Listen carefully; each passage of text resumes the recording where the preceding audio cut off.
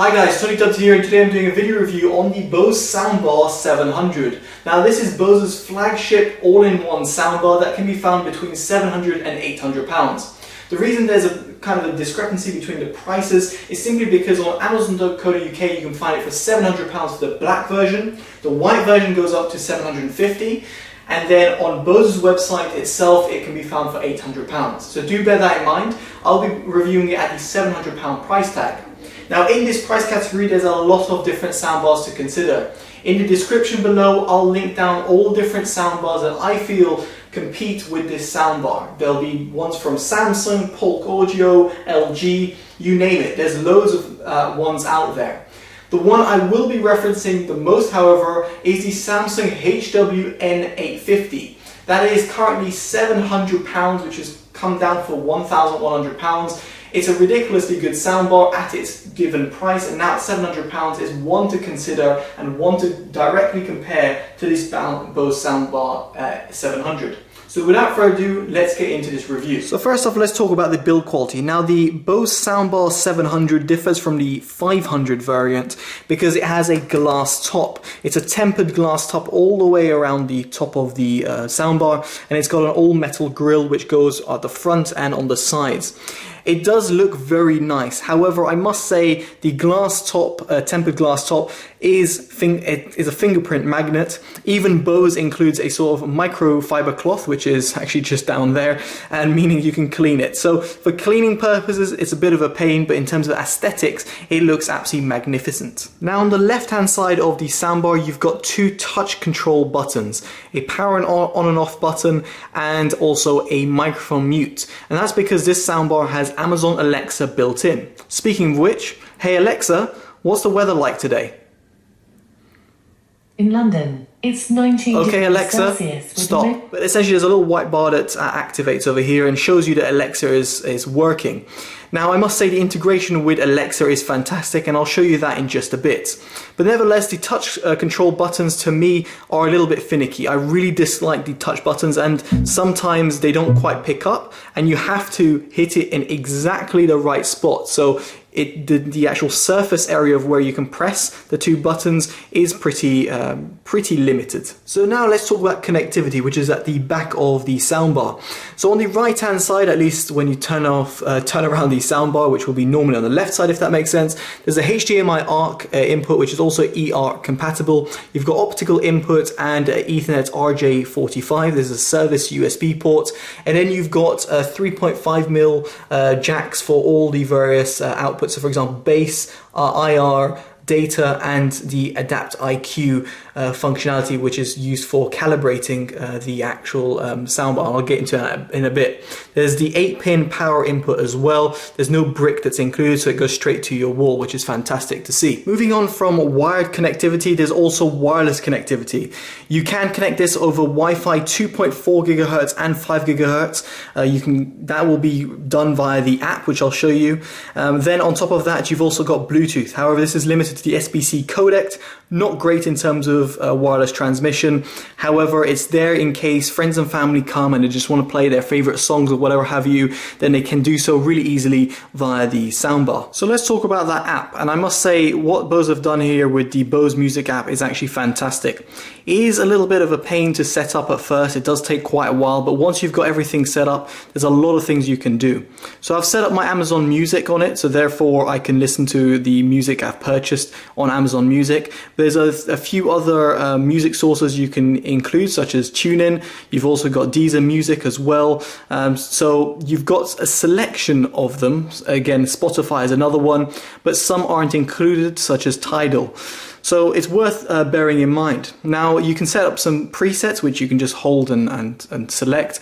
Other than that, you can play your music. For example, there's one of the songs I've purchased, and you can go ahead and play it, and it will play instantaneously via the soundbar. What I really like about the app is that it instantaneously picks up what your soundbar is playing. So for example, if I were to switch on the TV and were to be playing music via there, the app would instantaneously recognize that, hey, you're playing something through your TV. So let me show you what you're playing. So it's quite nice in terms of that. You've also got the ability to adjust your soundbar setting through the actual app itself. Now, going to the settings itself, you've got like a product name. You can share it. You can enable, disable the voice assistant. You can also set up the universal remote through the app. So, for example, if I were to go to configure, I can add any sort of device via that remote, and I'll show you the remote in just a bit. Now, other than that, I must say that the app integration, what they've done over here is really well done. And also you have got audio tweaks as well, which you can adjust. So for example, you've got the center channel bass and treble. Then also you can adjust the lip sync delay if there is one. And then also you can enable or disable the ADAPTiQ and also run it again if your situation changes in your room. Now, in terms of ADAPTiQ itself, it's actually quite smart. The way it works is essentially you plug in an accessory, which is right here at the back of the soundbar. You wear this almost like a headband on your head, and then you position yourself at 5 different places that you most commonly sit in your space. So in my case, the living room. And what it does is that it analyzes the sound via this little hardware device, and this works therefore on any sort of platform as long as you've got the app, which is iOS and Android compatible, and therefore you will get the best sort of sound quality from the soundbar thanks to this little hardware EQ. Now, it is really, really good. It's like a night and day difference, I must say, with ADAPTiQ enabled. It's one I would highly suggest, and I just like the fact that Bose are kind of pioneering this to saying, hey, look, every scenario that you have, every room you have, or all the acoustics are going to differ. So what we're going to do is create something that actually works for you. So in this respect, I really like what Bose have done, and I'll allude back to ADAPTiQ in the performance or sound quality section. Now let's talk about this remote. This remote is absolutely massive. It's actually 23 centimeters to be precise. I mean, if you look at the size of it in comparison to the actual soundbar itself, it's utterly ridiculous. But this does serve quite a few functions. You can access your TV. So for example, over here, I've got it set to the TV and therefore can control the TV in whatever I want to do. And also allows you to control the soundbar, but also allows you to pair, as you saw through the app, other devices such as the Blu-ray player that I've got there. I've got it set to this one, so I can easily enable it. And as you can see, it adaptively responds. The backlit buttons respond to what device you've got set. And it's pretty smart in terms of recognizing that. You've got a vast array of different options available, different devices that are compatible. So I don't think you'll find a problem in terms of controlling your own device. However, the actual size and the weight of the remote is something to be noted, because when you compare it to its competitors who have a nice sleek soundbar, a remote, or even your own TV remote, I think you'll find this is absolutely massive. So now I'm about 8 to 9 meters away, excuse the mess and everything, but nevertheless, I'm about 8 to 9 meters away from the soundbar. I'm going to crank up the soundbar and actually activate Alexa, and I just want to showcase how well this thing actually picks it up.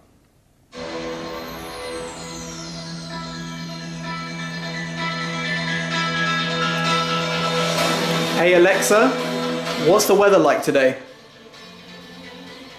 Right now in London, it's 17 degrees Celsius with partly sunny skies. Tonight's forecast has mostly clear skies, with a low of 14 degrees.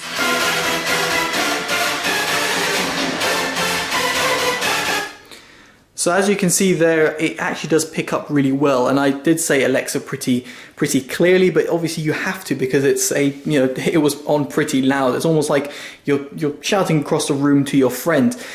In this respect, I must say Alexa is fantastic. The way it's been built into the soundbar and the way it integrates itself with the other services is flawless. And I would say Bose have done a fantastic job, if not one of the best jobs, at integrating a voice assistant or a virtual assistant into a system which sits in front of your TV.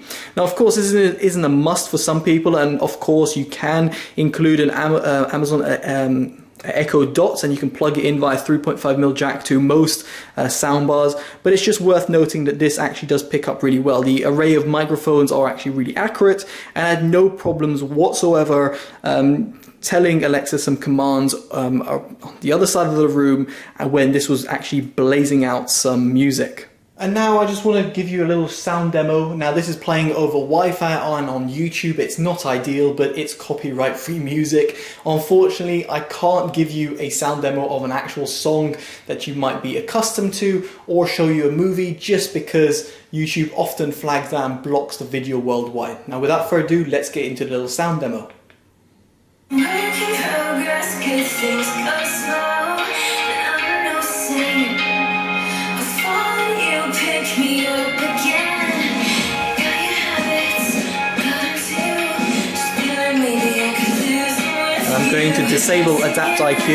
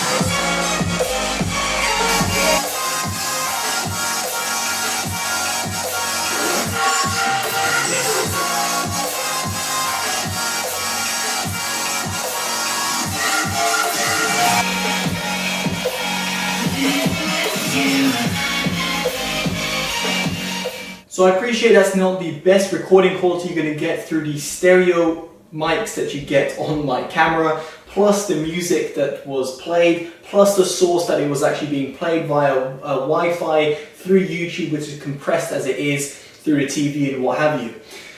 But still, I can try and give you that sort of demo, and if I don't do that, some people will tell me you haven't given a sound demo. Now, in terms of my own experience, listening to the soundbar, comparing it to the N850, comparing it to even the TV speaker with my own ears, seeing how it sounds, that's what I felt was the most important thing. And of course, that's, your opinion might differ from mine. Now, what I did find in terms of its strength is the fact that the Soundbar 700 is able to reproduce really nice, clear and concise mid-range. The mids are really forward sounding, and therefore if you're listening to a lot of vocals, for example if you're watching the news, therefore the sound is going to come out a lot better. It's going to sound a lot clearer, and therefore will make you feel that you are actually more in tune to what you're listening to.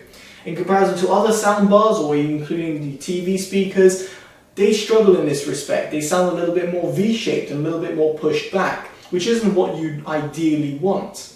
However, when we take that out the equation, or if we just say that is one factor the soundbar can do well, the other factors come into play, and this is where the soundbar kind of crumbles.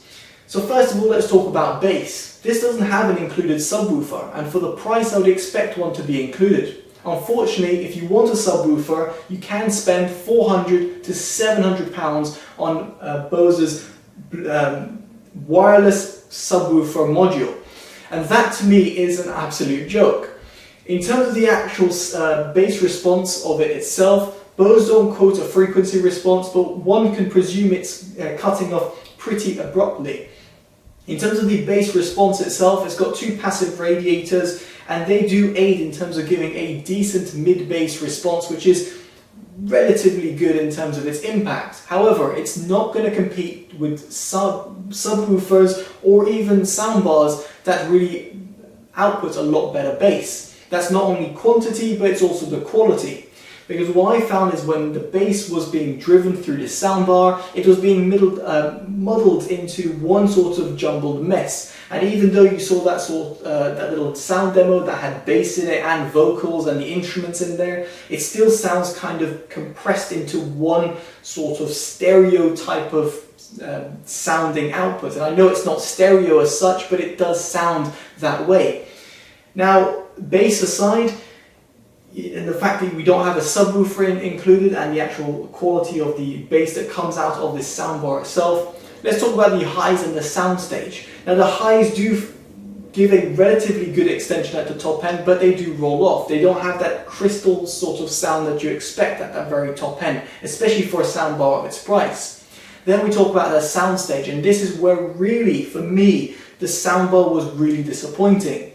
It feels like all the music is being shoved through in one direction. There's no height information, side information, or anything like that. It's all being put through in one way. Now, the camera might not have picked up properly, but my HWN850 is able to reproduce sound that comes from the top and from the side, making you feel of you're getting a sort of surround sound effect. And that is with, as I said before, YouTube or something that doesn't even support more advanced metadata such as Dolby Atmos or DTSX. In this respect, the Bose Soundbar 700 fails to deliver that engaging experience that I'd want, and that instrument separation from left and right channels, and even in terms of giving you that cinematic experience that one would expect from a 700 to 800 pound soundbar, this Bose did not deliver. Again, this is just on normal music listing through compressed music on either Bluetooth, Amazon Music, or even on YouTube. When we take it a step further and we put a 4K Blu-ray player into the mix, put a film like Transformers, Age of Extinction, which isn't exactly the best film in the world, but it has Dolby Atmos support, Dolby Digital 5.1, 2.1 support, that's where the soundbar again really struggles, because that film has Dolby Atmos support and this soundbar does not have any upward firing speakers. Instead, it has that beautiful tempered glass look to it. And therefore, when you're coming to watch movies and you really want that cinematic experience with those metadatas included, again, this soundbar struggles because other soundbars on the market provide that support for that metadata and therefore give you a much better experience when it comes to watching movies or really being critical and seeing what this supports and what it doesn't support. So this really brings me on to my conclusion, and you can kind of feel as to where it's going. In all honesty, I can't suggest why anyone would want this soundbar. I do appreciate that it's got Amazon Alexa built in and it's been done really, really well. The beautiful look and design of the soundbar is great. The app integration is fantastic, and the remote, it does serve a purpose even though it's absolutely stupidly big, but it is really nice. There's loads of elements that I like about it. However, for me, the most important thing is its sound quality traits. And for me, a soundbar that costs 700 to 800 pounds, that doesn't have Dolby Atmos, DTSX support, or even upward or sideward firing speakers, it's an absolute no-go. Of course, your mileage may vary, but in my opinion, if I had 700 pounds, I'd get the HWN850. It's a no-brainer in terms of what you get in the package. From the dedicated subwoofer to the included metadata to the sheer amount of drivers that are shoved in front of you versus what you get in here. So that's really it. That's my honest, unbiased, unpaid opinion. I'm not paid by Samsung, I'm not sponsored by anyone, I don't get this to keep, I'm just sending it back. It's just me giving you my honest, unbiased opinion, the one that I can share with you guys on a video and not actually be accustomed to any company saying, hey, we sponsored you or we gave you this or whatever it is. I've got no ties whatsoever with any companies that are affiliated, be it in the link in the description below to all of the companies or to Bose itself. So that's pretty much it, guys. If you like this video, make sure you give it a like, subscribe if you want to see more unbiased, unpaid, unsponsored, independent content, and favorite and share if you want to help the channel grow, and of course subscribe, it really does help. If you've got any questions, make sure you ask them down in the comments below. As I said before, check in the description below for all different suggestions and links to the soundbar if you so wish to get it. And that's about it. Totally dubbed out. Bye bye.